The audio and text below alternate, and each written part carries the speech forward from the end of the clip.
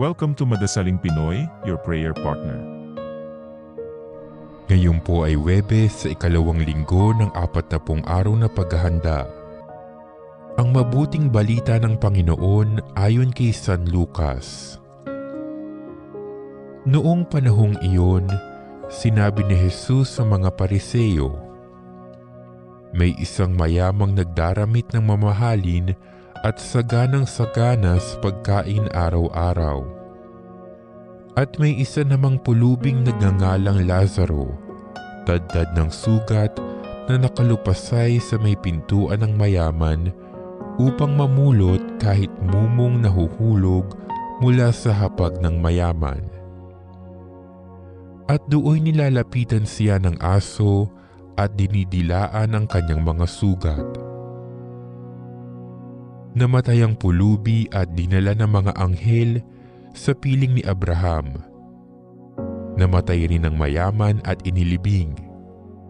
Sa gitna ng kanyang pagdurusa sa Hades, tumingala ang mayaman at kanyang natanaw sa malayo si Abraham, kapiling ni Lazaro.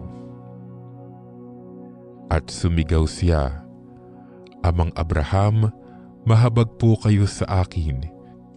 Utusan ninyo si Lazaro na isawsaw sa tubig ang dulo ng kanyang daliri at palamigin ang aking dila, sapagkat naghihirap ako sa apoy na ito.' Ngunit sinabi sa kanya ni Abraham,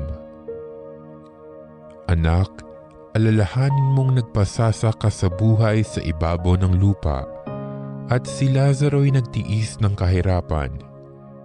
Ngunit ngayon inaaliw siya rito, samantalang ikaw na may nagdurusa. Higit sa lahat, inilagay sa pagitan natin ang isang malaking bangin upang ang mga narini ay hindi makaparian at ang mga nariyan ay hindi makaparini.' At sinabi ng mayaman, 'Kung gayon po, Amang Abraham, ipinamamanhid ko sa inyong papuntahan si Lazaro sa bahay ng aking ama, sapagkat ako'y may 5 kapatid na lalaki. Paparoonin nga ninyo siya upang balaan sila, at nang hindi sila humantong sa dakong ito ng pagdurusa.' Ngunit sinabi sa kanya ni Abraham, 'Nasa kanila ang mga utos ni Moises at ng mga propeta. Pakinggan nila ang mga iyon.' 'Hindi po sapat ang mga iyon,' tugon niya. 'Ngunit kung pumunta sa kanila ang isang patay na muling nabuhay, tatalikdan nila ang kanilang mga kasalanan.'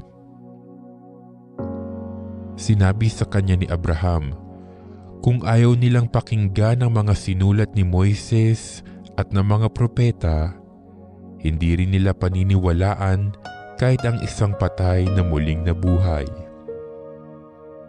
Ang mabuting balita ng Panginoon.